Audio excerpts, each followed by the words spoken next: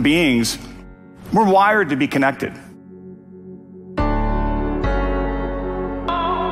From birth, we look for that connection.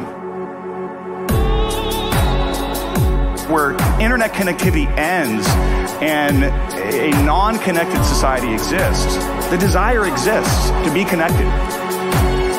Once they find connectivity, this city starts to grow. It grows first from an educational perspective. No longer can the top 3 goals of education be reading, writing, and arithmetic. Now I truly believe that they need to be relationships, relationships, relationships.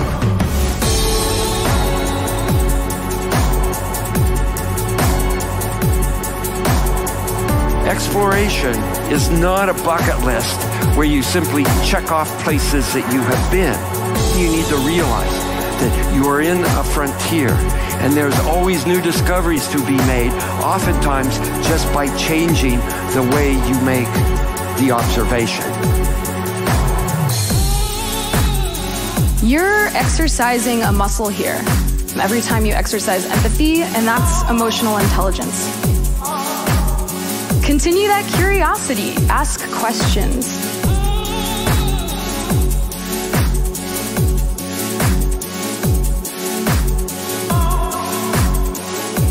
Because of that respect and my willingness to listen, and his willingness to listen to me, he ended up leaving the Klan, and there's his robe right there.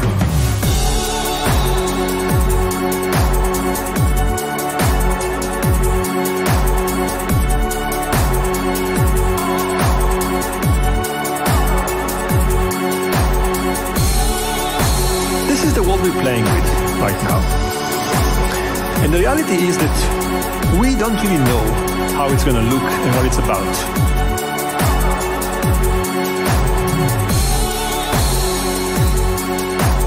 So many people are looking for feeding their spiritual hunger. The human nature gap is real. The human nature gap is having ramifications.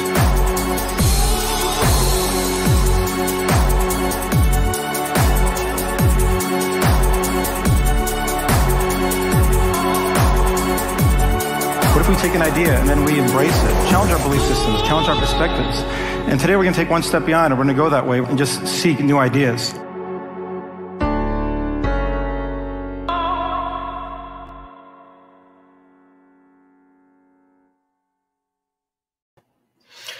Good evening. Welcome to the TEDx Naperville Virtual Salon. I am the curator and host, Arthur Zards.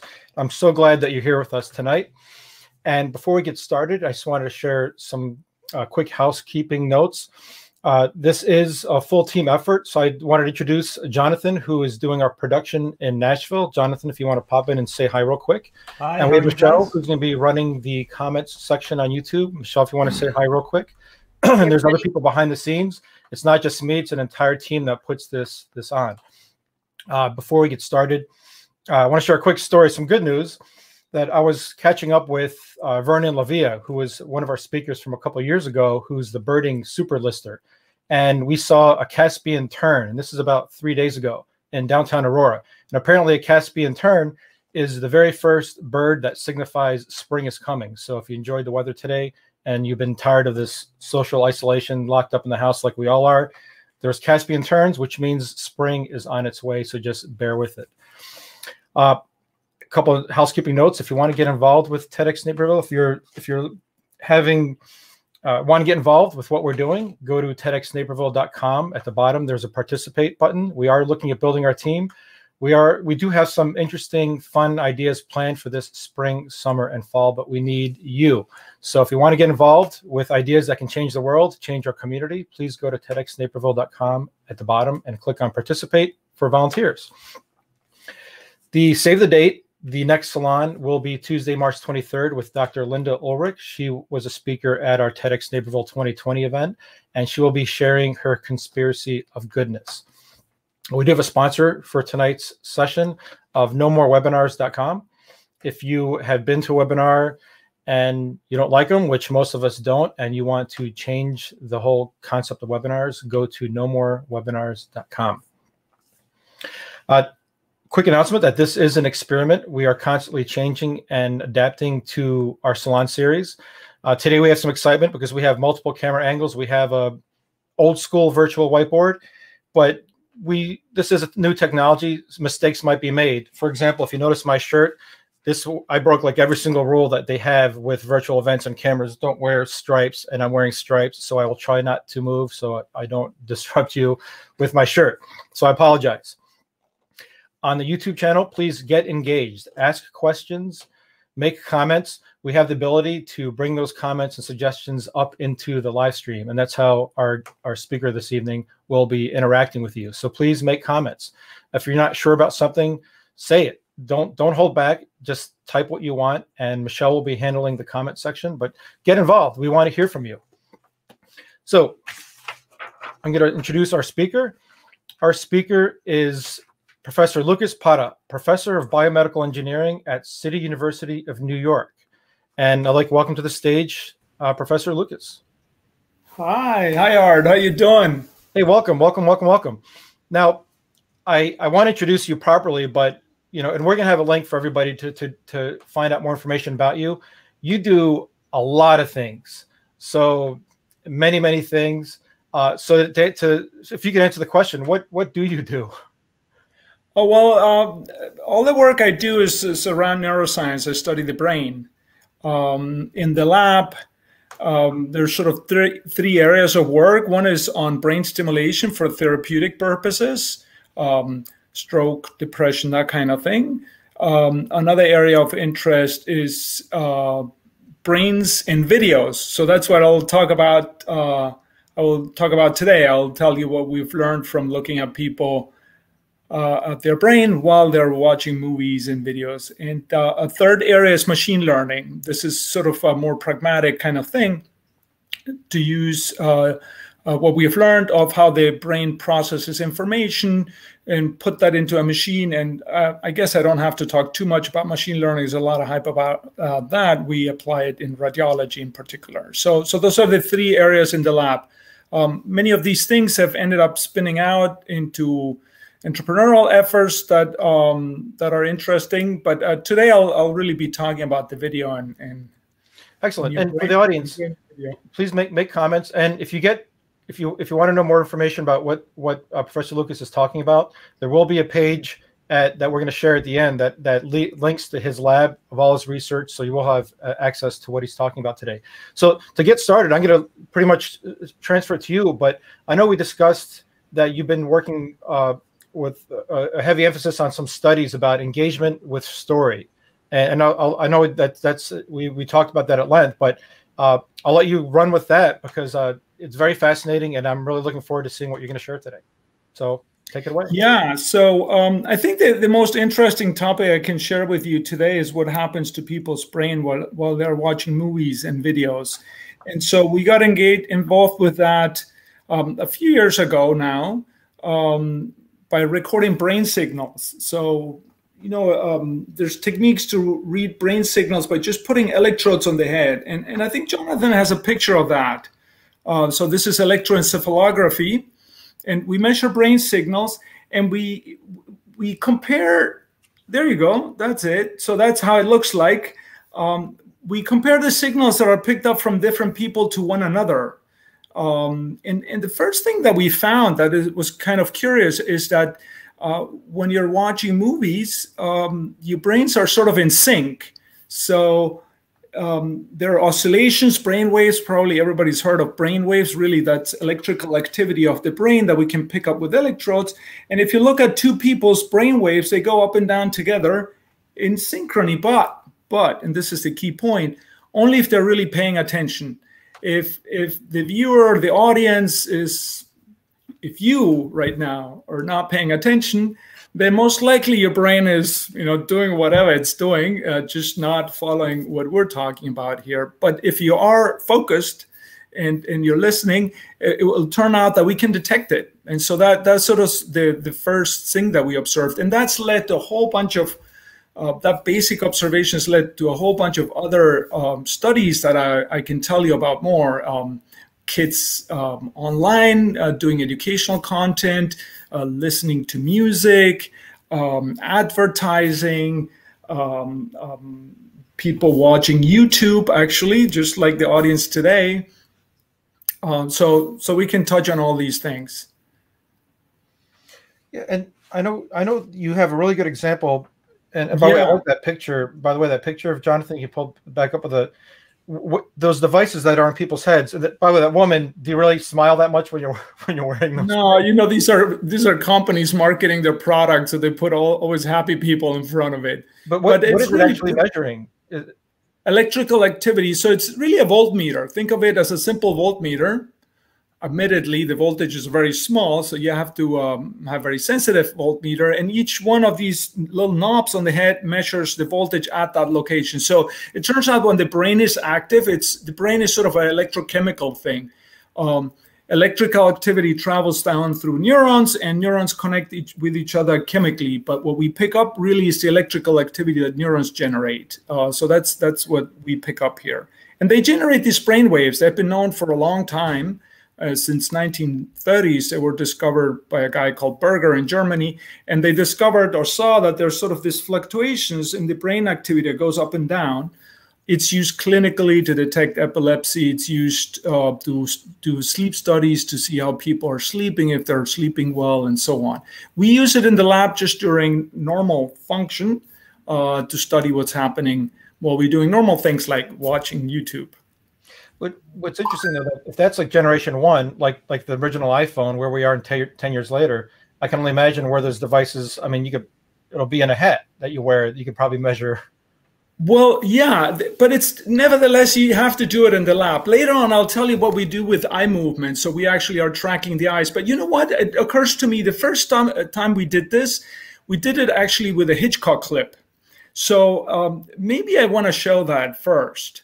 So Hitchcock is really good at telling stories, and in particular, can you stop it for a second? I'll explain what's going on here. So this is a story called Bang You're Dead, and this is short movies that were produced in the 60s. Hitchcock is really the master of storytelling and guiding your attention, really. So what you see here is, you'll see the movie in a second, and you see these three panels, and maybe play it a little bit. So each one picks up different part of the brain. So the first panel picks up the part in the back of the brain. The second panel picks up the activity sort of on the side of the brain. And the last panel sort of activity in front of the brain. What you see there moving is the current level of synchrony between subjects. So people watching it, like this audience right now. Maybe stop it again, because I want you to enjoy the actual film while I explain it. We measure how synchronized people are. So how much in tune is their brain activity going up and down together? And the little green dot is the current moment in the film, and you will see that it fluctuates. It sometimes goes up, which means people are more synchronized with one another. And when it's lower and falls in the gray, it means we can no longer detect it. So now play it, and I'll tell you a little bit about this. Real quick, for somebody like me that's trying to figure this out. So basically, the higher on the chart, the more in sync everybody is. When it's low, people are not in sync. So people are just doing their own different thing, but they're all together at the peaks. Everybody's watching, but their brain may not be in sync with one another. So we're all watching, but maybe. And this is what we're going to talk about. Why are some people more in sync than others? So maybe play it. This story is this kid is going through the bag. The uncle came to visit, and in the bag he finds a gun. So I'll let you enjoy this for a little bit. And it's a real gun.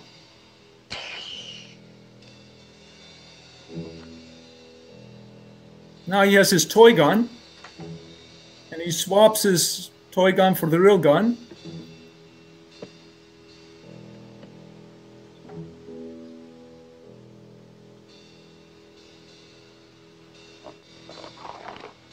So you can imagine a little kid with the bullets and a gun. This is not going to end well. Oh, good Lord. So now I want you to pay attention at the panel up on top. you see that there's upcoming now where the green point is the current point. So right now the audience is not very synchronized. Now the synchronization is going to increase as he's, well, you'll see what he's doing. He's collecting these bullets. So now the audience is very much in sync.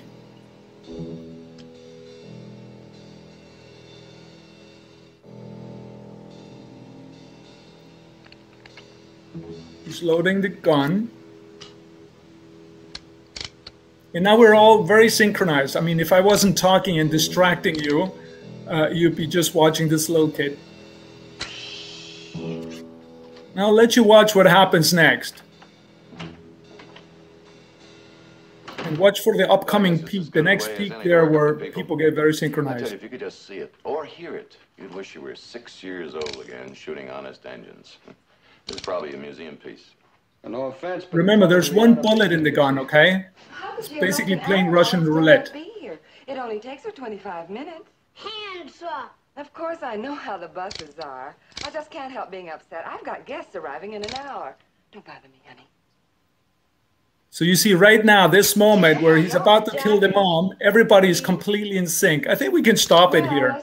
So the point is that this metric seems to really capture moments of, let's say, suspense, or we believe it's that the audience is really highly engaged.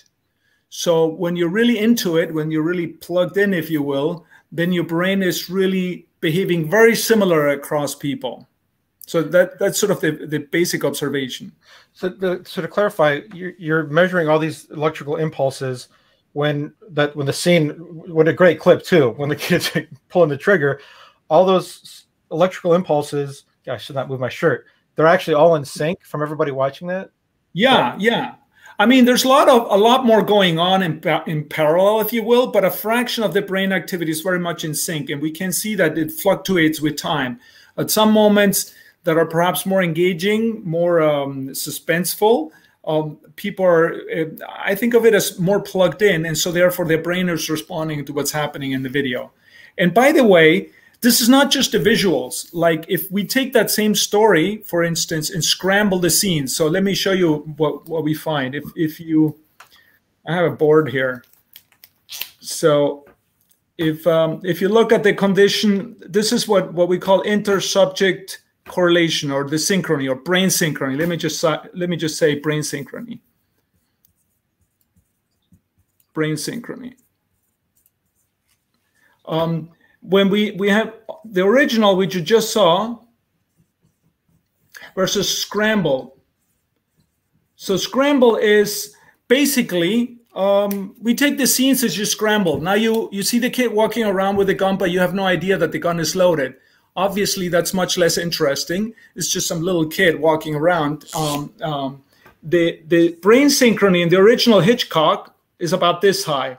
In the scramble condition, it's about this high. So just the visuals maybe do that, but the editing, the storytelling brings people much more in sync. So the mastery essentially of the director is to really engage and draw the audience into their story. And we find that really means that the brain is more synchronized with that of others. It's more, as I like to say, plugged in or engaged. So this is one thing. We had another example. We compared different directors to one another, and we compared also our directing, which is just pointing the camera at the street, no story, and we basically do not manage to synchronize people's brains at all. So is that kind of saying that kind of a measure of how engaging and also how memorable a story is? For instance, we ask people afterwards, well, what did you remember of what you saw? And we'll ask them questions, was the gun loaded or not? And it turns out that those people that were more synchronized also remember the story better. So it's really a good predictor of how much you're really attending and also memorize or retaining of the story. No, it's just fascinating because story is typically very subjective. People know a great storyteller, but now the data is showing that it's the process. It's not the individual. So you might be able to. Are you saying that you could ultimately find out what the secret formula for a good story is? I'm not the creator. When I told this to movie makers, they're like, "No way! I'm the creative type. You're not gonna have some sort of geek with some sort of cap on my head, figure out." But I actually, it's true. Some people, in fact, I've spoken to, are quite interested in this idea that we can determine if a story is compelling, and by looking at brain responses. So you mentioned something interesting. So you go to these directors, these story writers, and you can actually validate, hey, we can show you through science whether or not your story is engaging or not, right? So yeah, absolutely. I mean, there is interest in that for sure. Fascinating. And again, for people watching on the YouTube, any questions or comments or clarifications, make the comment, because what we'll do is we'll bring the comment into the live stream so Professor Lucas can, here we go. And here's a great question from Andrew. Yeah, so effectiveness, right? The question is, is this brain synchronous indicative of effectiveness? Well, the effectiveness, movie making, maybe just making good movies or making money, right? So the question, does it predict box office success? And that's precisely a question that that people are asking, and that we're looking into it. I don't have an answer yet, but what I can tell you is that, for instance, Super Bowl commercials, so we did this with Super Bowl commercials as well in 2012 and 2013, there is a survey that happens after each Super Bowl to rate how much people like the ads. So in terms of just likability, it turns out that ads that generate high synchrony are ads that are also liked, uniformly liked by the audience. And those that don't really synchronize brains are really not liked as much. So if effectiveness is liking, then for ads, for sure, we can answer that with a yes, absolutely. The other thing that another measure of effectiveness, which in fact YouTube provides. So this very video that's going to be posted, when it stays online for a few days, a few maybe weeks, it will collect the viewership, and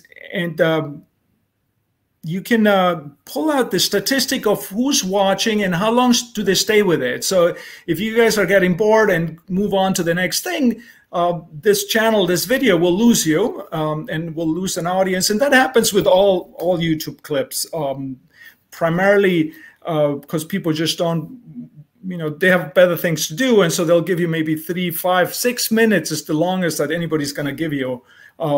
So an hour event is quite something, actually. So what YouTube will give the content creator is a curve like that, which is, they call the engagement. So this is time. So this might be from 0 to 5 minutes. And over here, they will give you the percent of the audience that's still with you after some time. So you may start at 100%. And, at the beginning, often you lose some people. And then if you really hook them, they will stay with you. And maybe they get bored. And at the end, you will lose everybody. So this curve is really kind of a measure. We could think of it as a survival curve. Do people survive, or do you lose them? Do you lose them along the way? And if you look at the slope of this curve, really, it's a really good measure of whether the story is sticky. When the slope is high, that means you're losing a lot of people. When the slope is flat, it means that you're maintaining an audience. So your story is really sticky. That portion of time is really engaging. In fact, they call this an engagement measure. We find that this slope, this slope that I just spoke about, when the slope is high, that it means you're losing a lot of people. Then the correlation is between brains. So the brain synchrony is low. And so you find a relationship over time, sort of like this. The more synchronized people are, the less you're losing people. So it's really a decent measure of retention. So to answer that question in terms of effectiveness, if your measure of effectiveness is your story sticky, do people stay with you, then the answer is yes. No, right. Very, very fascinating. And I understand that you not only do studies with the brainwaves, but you also do something with the eye tracking.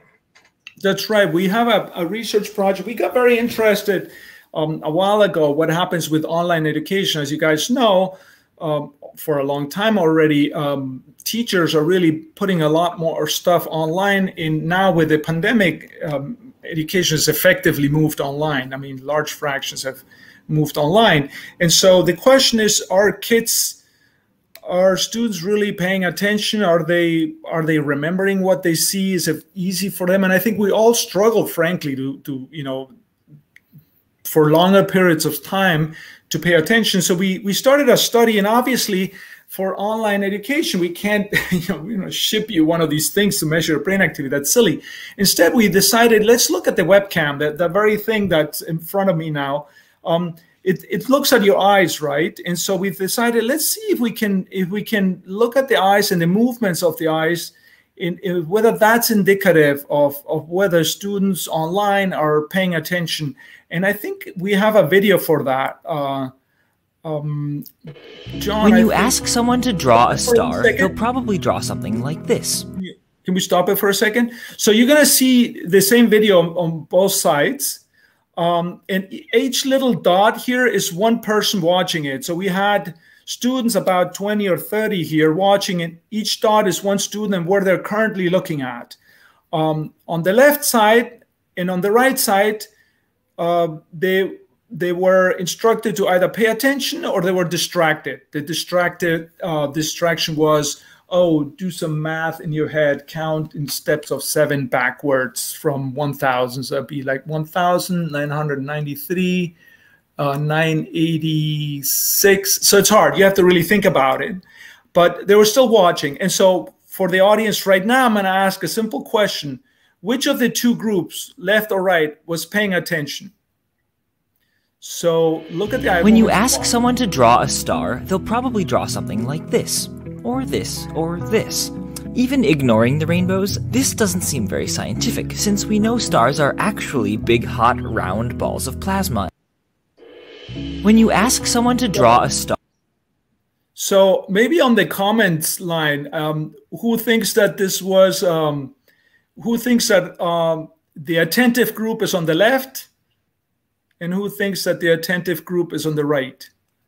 So you say left or right. We'll see. We'll get a little sample to see what people think. You may want to show it one more time. Yeah, maybe play it one more time. Pay attention to the eye movements. That's more for me. The little red dot.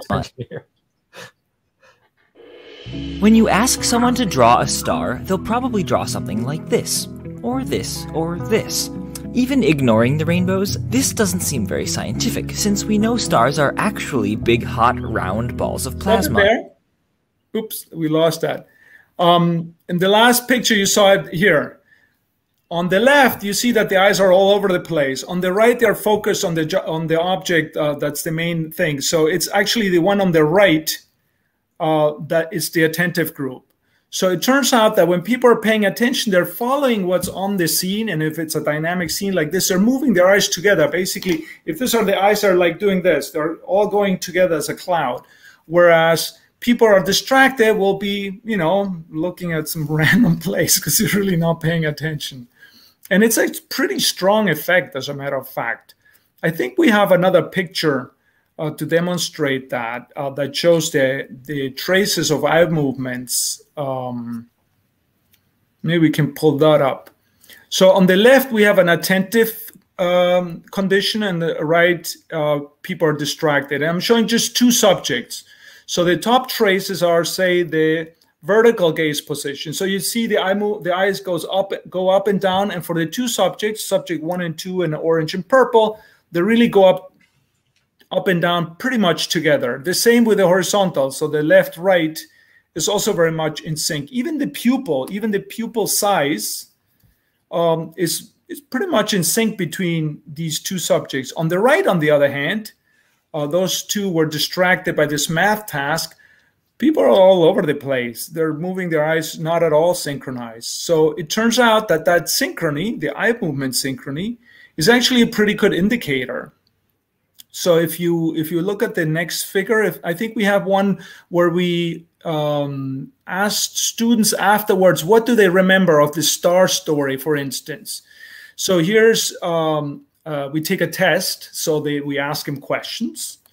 You know, why do the stars look like stars? And, you know, the questions about what they just saw. It's basically a quiz. And then they get a score. And as you see on the left, you see that two subjects are very much synchronized, two students are very much synchronized, and those two actually do pretty well. So if you look at that graph on the right, you see that they have a high score. The one in purple and the one in yellow, they have a high score and a high synchrony of their eye movements. Whereas the one in magenta, I guess, is this color, that's looking all over the place, that student didn't remember anything, and his test scores or her test scores were not very good, as you can see. So essentially, by looking at the camera, even through a webcam, we can detect eye movements and see if they follow a predictable pattern. And from that, we know if students will retain the content, what they're watching. So the notion is that you perhaps could use this to, essentially have, like what a teacher does. Like, what does a teacher do in a classroom, right? A teacher in a classroom pays close attention to their students, right? And if he sees that he loses them, then they'll pause and interact and engage and ask questions. Won't just go on playing if it was a video automatically. And so essentially what we're saying is that perhaps there's a possibility to watch students through the webcam to see if they're really paying attention or not, and adjust the educational content, maybe stop it and say, maybe you weren't paying attention the last 2 minutes. Do you want to see this material again? Or ask a question, just like we did before. When we were looking at the videos, right? I asked you a question and you maybe didn't see the eye movements quite then. And after I asked the question, maybe you looked at it more carefully. So the idea is that we can make online education a little bit more interactive for the student. A question somebody asked earlier, and I'll pull it up real quick. Tom Riley asked, does this engagement increase learning or memory? Is that part of the study that shows that? I'm assuming it'd be yes, but what are you seeing about that? Say this again. Like if you're got distracted from the chat. So when people are in sync, I'm assuming that equals more increased learning and increased memory. Yeah, I think it's the other way around. Is when you're paying attention, it'll do two things. When you're paying attention, you will follow the visual content. And that paying attention itself is also what's going to help to retain information. So it's really your state itself, what you're attending, and that's going to lead for you to move your eyes, your brain to respond in a reliable way. So it's really a marker of it, and therefore we then see that people will remember better. It's not the actual synchrony itself that does the trick. It's the fact that you're attentive, and that leads to a predictable behavior. So it's the mark. So what if, I don't know if you've gotten that far, but what about people that are like auditory learners that learn more by closing their eyes, or they just listen? Is that a factor, or is that something that's been studied yet? We haven't looked at eye movements during listening. What we have done is audiobooks. So we have done brain activity and stories. And the curious thing that happens with stories is, in videos too, by the way, we can record brain activity. Eye movements, I'm not sure they're going to synchronize. There's nothing to synchronize them. But we found something else curious, which is the heart. So the heart, your heart doesn't beat very regularly. I mean, we think of the heartbeat as very regular. Your heart, a typical heart will go something like boop, boop, boop, boop, boop, boop, boop, boop, boop. So your heart rate actually goes up and down. Very natural. In fact, if it doesn't, it's a bad sign. But a natural healthy heart, the heart will go up and down. And it turns out that when people listen to stories, they could be closing their eyes or whatever, their heartbeat also fluctuates. And that fluctuation turns out to synchronize, again, across people. But, again, only if they're paying attention. If they're not listening to the story, the heart rate fluctuation does its own thing. So, so yes, the eyes not, but the heart, yes. So it's really quite interesting that we're finding in all of these different physiological phenomena like brain activity, eye movements, pupil size, heartbeat, that we seem to synchronize when we're engaged in a narrative. So you just said something really, to me, is pretty epic. So go back in time. We're all watching. I'm in a movie theater, 500 people. We're watching Empire Strikes Back. Darth Vader's about to say that, I don't want to, spoiler alert, Luke, I'm your father. But people's heartbeats are all in sync. The rhythm is. Yes and no. Yes, in that how fast your heart is beating, that's what it's in sync. Not each beat. It's not like the whole audience is beating at the same time. It's not as extreme as that. But how fast your heart is beating might be very similar to how fast the heart is beating on the person sitting next to you while they're watching. Yes, it's kind of trippy, isn't it? It is. It's like, I don't even know what does that mean? What does that mean? I mean, what's the indicator? Like, what are you excited about that? What does that tell you guys? Well, we're starting to just look at the heart, frankly. That's work that's just started basically a year or two ago, and we're quite excited. The heart fluctuations are known to go, the heart rate is known to go up with breathing. So that's why meditation is so important, right? Or breathing as part of meditation. So when you breathe in, your heart rate goes up a bit. And when you breathe out, your heart goes down. So that's very well known. That's, it's well established. But there's another rhythm to the heart that's a little faster than that. A little slower than the breathing. And that seems to only really be there when you're awake and alert. It goes away, for instance, when you're asleep. So there's a fluctuation of the heart rate that's a little slower than breathing that's not there when you're sleeping. And that portion of the heartbeat seems to be what synchronizes when we're paying attention to story, whether that's got to do with arousal or excitement or suspense. But it would seem to me that it makes sense that the body needs to be ready to physiologically react to what's happening in the world. So if something happens that's very sudden and I scare you, right, then you're going to have to be able to jump and run possibly. And then your heart would naturally need to increase its rate. And so it would seem natural to me that the brain and what it understands about the world, whether it's a mellow moment or a moment of excitement, that it would command the heart to follow that. And I think that's what happens with film and narrative. It really takes us on a ride that affects not just our eye movements and our brain signals, but even our heart. Wait a minute. So when you measure for this heart what heart rate? I don't want to say the proper terminology.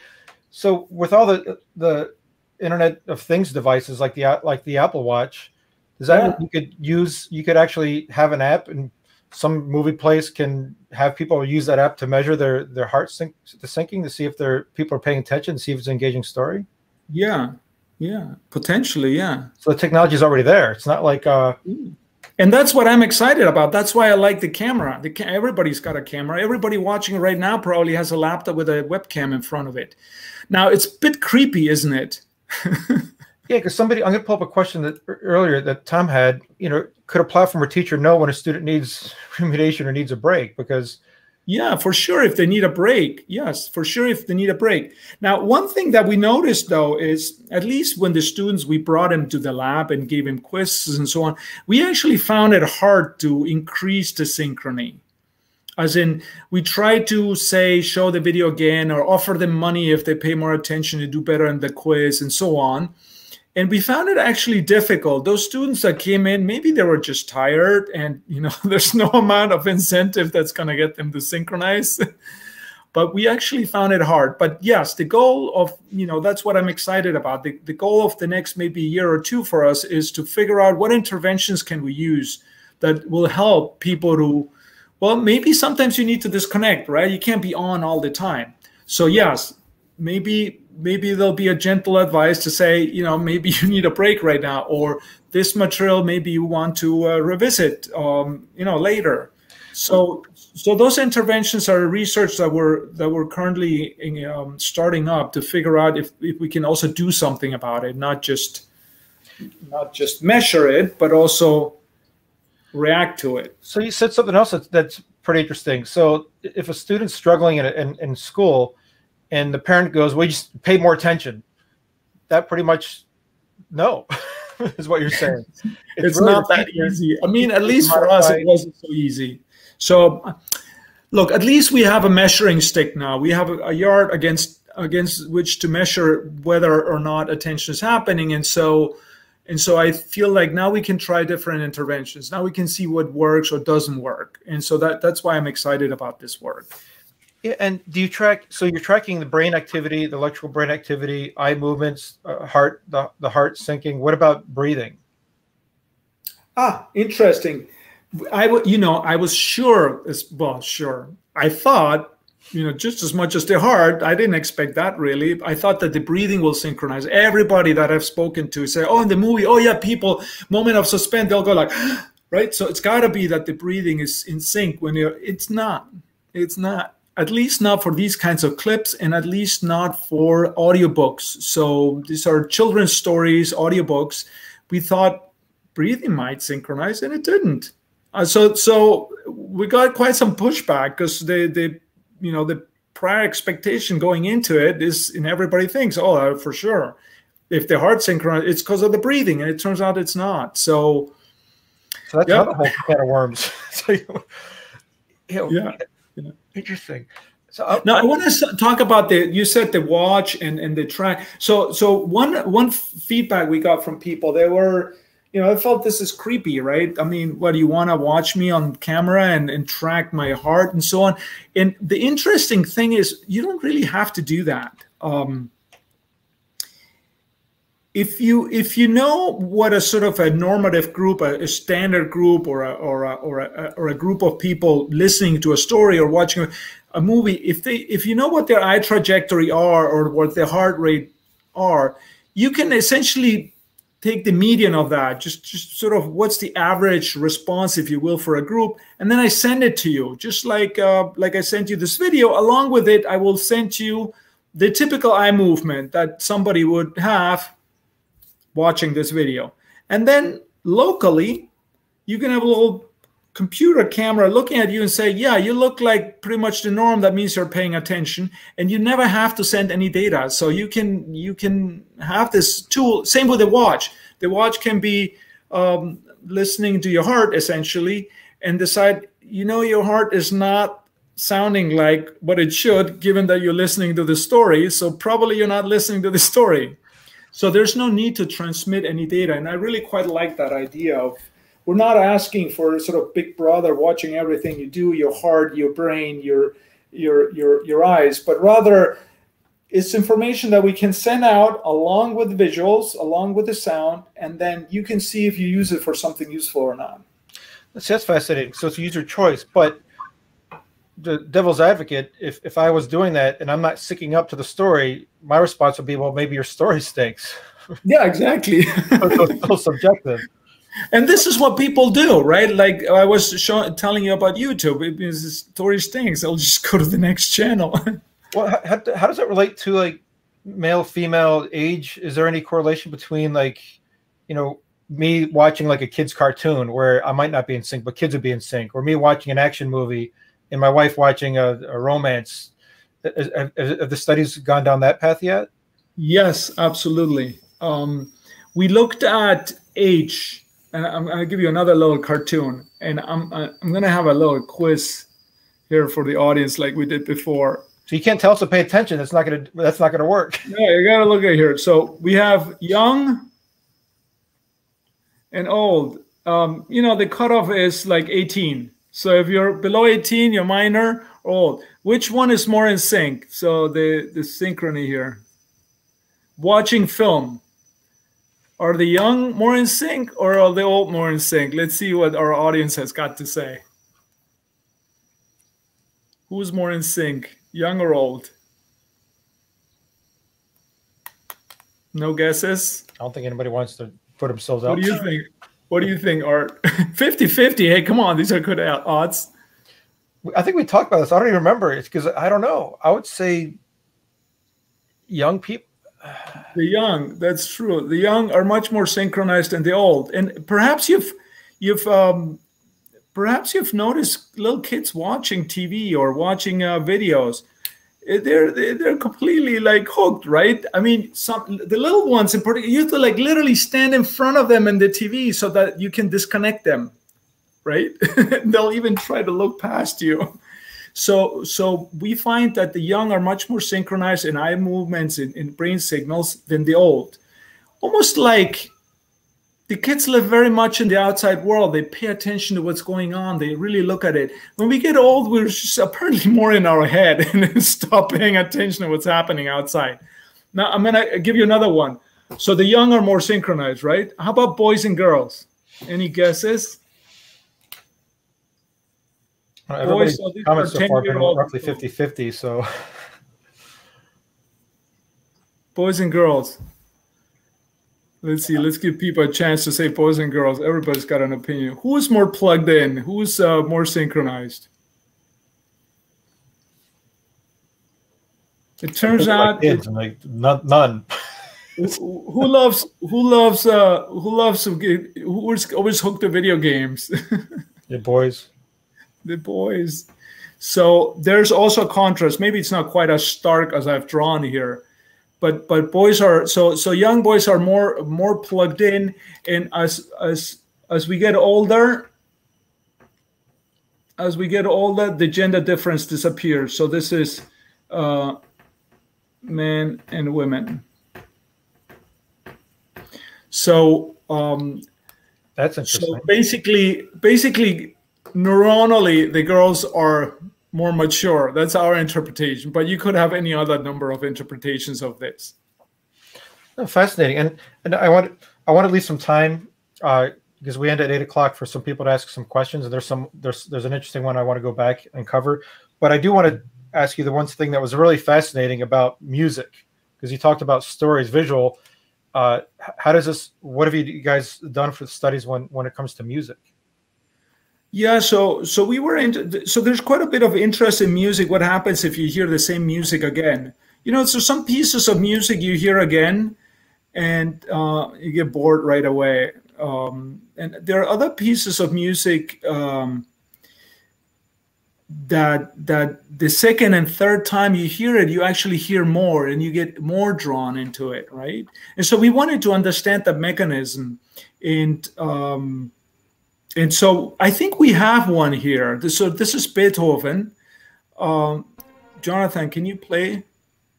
So again, you'll see here this little dot going to move along. That's the current moment in time. You'll hear the music. And whenever it's above this sort of pink background, it means that we're detecting significant levels of synchronization in an audience. This is about 20 people listen to this music. So let me just listen. It's a nice piece anyway. Right now, people are not very synchronized.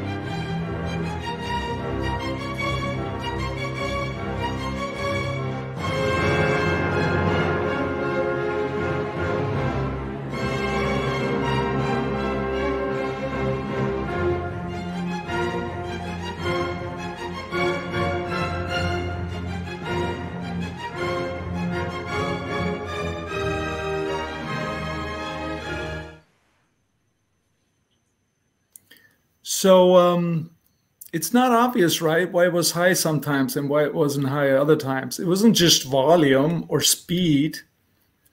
It wasn't anything trivial. And the truth is we don't know. I mean, we actually don't know why some moments of this music are apparently synchronizing the brains better and others aren't.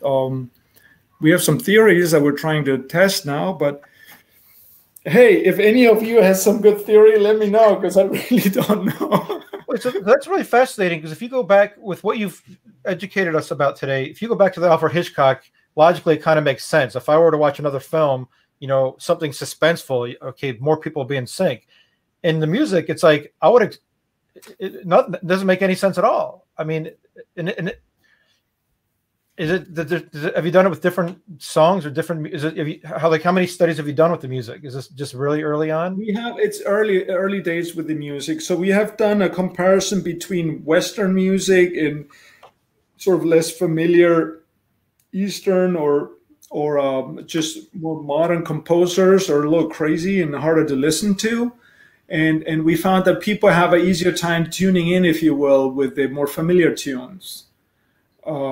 That's one study we did. We also know that the more familiar tunes are easier to maintain attention also over repeats. But we really are not sure. I mean, one theory that's out there in music is how expected the sound is, how expected the melody is, and how repeated. So there's a sort of balance between repetition and novelty that may drive engagement with the music. So that's a possibility. But we're not sure. We're also not music theorists or anything like that. So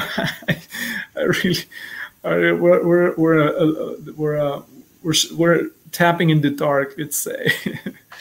Yeah, well, I'm assuming as a scientist, it's got to be fascinating when you get these unknowns. That's. I mean, with film, we know that speed matters. With film, for sure, speed matters, and I think that's why, if you've seen the progression of film, if you watch an old movie from the 40s or so, it's really slow, man. It's really, and even for our modern minds, it's very hard to stick with it.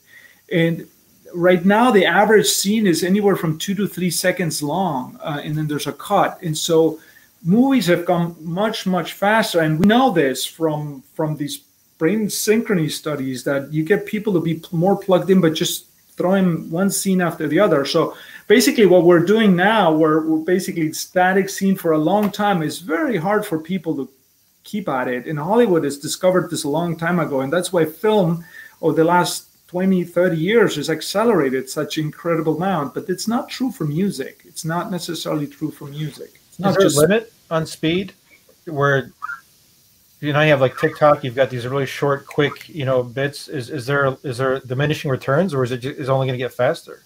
I don't know. I think a lot has to do with training. I think that you show an older person something very, very fast, TikTok say, and they'll be like, oh, come on, this is too much. And so I think there's quite a bit of training. And I think for the younger generation that's very used to this fast-paced switching, they can't possibly pay attention to anything that's not constantly switching. So they have actually a hard time sticking with it. So I think there's a lot of training, learning, for better or worse. I'm not sure it's good that we're getting used to this fast-paced. And is there a limit to it? I don't know. I don't know. But what I do know is that the faster you flip, the more you're going to hook your audience. And Hollywood has figured this out a while ago.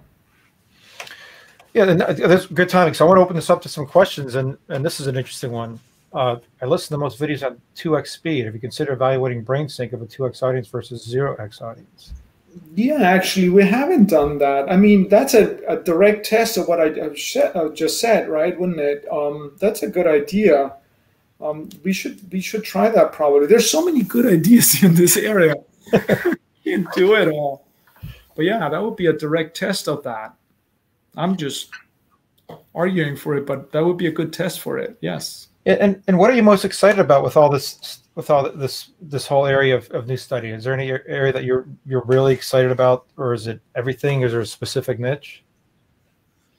I mean, I always wondered in all of this brainstorms, I'm always interested in what's going to matter practically. And so from the things I've told you so far, I can see all kinds of applications with the watch and the camera and so on. But what I'm most excited about right now is how can we help online education? That's really the thing that I think we can maybe make a difference by figuring out a mechanism to help all of us who are online keep focus when we want to be focused, and not abuse it when we don't want to be focused, right? Is there any insight for people that are educating, or they're teaching, or they're doing something online, since everything is online? Is there any initial insight that's something that people can be doing or they need to pay attention to? I think that you know, the little board that I have here, the drawing, many of our video clips are like that. I use it a lot as an education myself. It somehow keeps people's attention. Seeing faces keeps people attention. Anything that's static is, do not put up a slide deck on students. Do not put a PowerPoint on those poor students. That's the worst you can possibly do. Anything that's dynamic, anything that's interactive, if you can pause and ask questions, those are the things to do. So it sounds like you said these quick cuts, almost like following that Hitchcock. When you have these cuts, change. That's kind of, it seems like to be the angle you want to do if you're an educator, if you're teaching online. Just keep and direct their attention. I asked students, do they want me to throw everything on the screen and they decide what to look at, or do they prefer that I pull up the thing that they want, that I want them to attend to, and then the next and the next? And they much rather have their attention guided. They much rather, you know, now look at this part, now I'll draw this diagram. That's why drawing is good. That's why, you know, board work. But it has to be interactive, because what you don't want is somebody on the back writing on a board. You definitely don't want that. I'm wondering what the human, again, this early on, I wonder what the cuts and the pace of the beats versus the human interaction, because like what you said, when you turn your back, that's subconsciously I'm not interacting. Faces are very good. Faces are very good at drawing you in. So basically your teacher, hey, tell, like my son, turn your camera on. It sounds like, yes, hands down. If as a student, if your teacher's not seeing you, he's literally not seeing you. Like, he cannot react to you. He cannot see you. He won't see you, and he will ignore it, not because he wants to ignore you, because he has no other choice.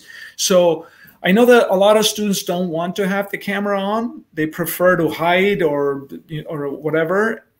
It's not good for you. It's better to show your face to the teacher so he knows that you're with them or are not with them. So I think it's tremendously important. And I think the software that we currently use, that when we share something on the screen makes all faces disappear, is a disaster. I think new technology needs to acknowledge that the instructor needs to see the people. I would love to see all of you that are out there watching to see, you know, are you with me here or not? We're actually working on a potential solution for that hopefully in a couple of months we might test, where we can do an interactive salon where you actually would be able to see. The requirement would be you actually have to have your camera on, and so that it's nice that things are being developed. Here's an interesting question from somebody that some of us know. Is there anything for more on surf? Is there anything to being in the same room that affects the synchrony? You know, are you more aligned physically or on a remote Zoom call? We would like to think that. I think it's we all like the idea that physically present will do something. And so there's been quite a bit of research on, well, quite a bit. There's been a bit of research on this, say watching a movie all together in a theater versus watching it individually. And at least in our measure, the difference is not that much. As a matter of fact, it seems to be that it's a little distracting to have all these other people around you. So there's in the physiological literature that's about heart and so on, there's always this notion that, say, mother and child, when they physically connect, then their heart is going to be more in sync. And that's probably true. But what we've mostly found is that it's the narrative that gets really people connected. Whether it has to be synchronous or not is not that necessary. The thing about being together in the same space is about interaction. But if it's going to be a passive experience, say in a theater versus asynchronous, watching the same material offline, I'm not sure it's the story itself that makes the difference. But when it's about interaction, like a teacher and student, the back and forth, when you lose that, then you lose a lot. But just being there together does not necessarily make a difference. I don't know. This is an earlier question I want to bring up, which align with that. So for the synchrony, what about the different type of media? You know, they're asking about education materials, you know, wordy slides versus videos versus animated drawings. Have there been any insights on that? We've mostly used very animated things. I do know that if it's static, then the eye movements won't really follow. The question is, does the brain also not follow? And that's not so clear. But in general, we do know that static images on the screen are really the worst way of engaging your audience, regardless of eye movements or brain signals. That's well established already that, you know, PowerPoint presentation is really the worst you can do for your audience. I don't know if we'll ever get away from that. I think that's kind of I think we're stuck with it.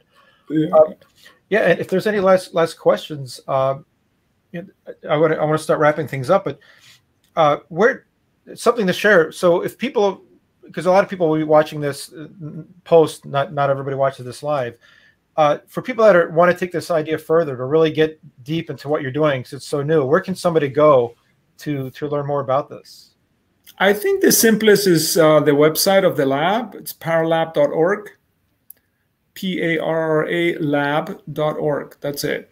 And then if you follow these links here, you'll see the stuff on music. You can listen to other tunes that we have recorded, and the eye movement stuff is under engagement. So, but if you just remember parralab.org, that we'll keep this up for a little bit, and I think we might be able to put in the chat window some of the links to some of the studies, because the music, God, there's so many where this can go is really exciting. I mean, I'm just curious, like, does the Beatles music differ from another band?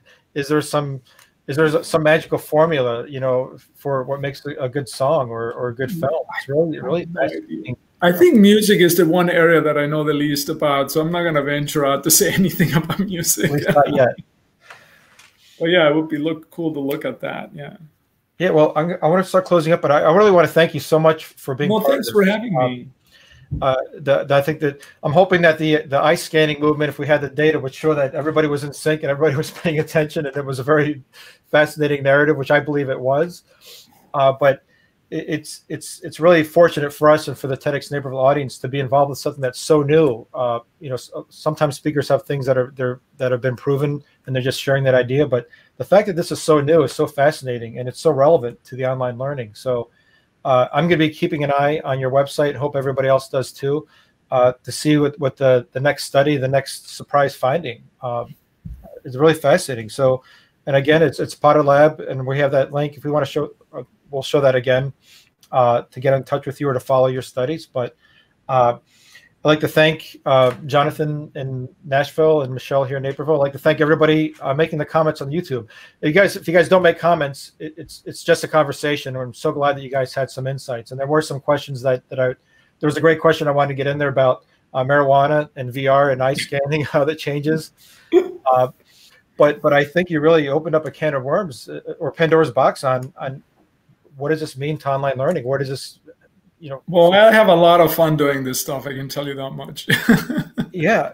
And I'd like to again thank everybody. We're going to maintain of being on time, but I don't think this is the last we've heard from you, because I think we want to stay in touch and share with our audience of what you're working on. And again, I'd like to thank everybody. I'd like to thank our sponsor, nomorewebinars.com. I think you've got there's so many cool things that are going to come out of your research. Hopefully good things, you know, wearing your little wristband that beeps when you're not paying attention. I didn't even think of that before today.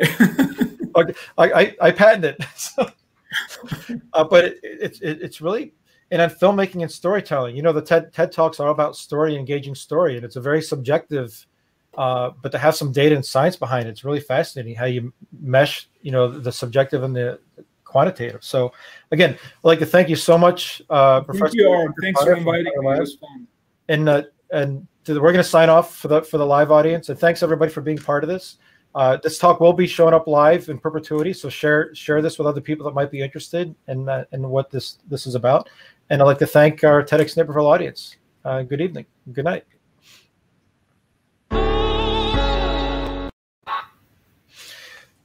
Yeah. Human beings, we're wired to be connected. From birth, we look for that connection. Where internet connectivity ends and a non-connected society exists, the desire exists to be connected. Once they find connectivity, this city starts to grow. It grows first from an educational perspective. No longer can the top 3 goals of education be reading, writing, and arithmetic. Now I truly believe that they need to be relationships, relationships, relationships.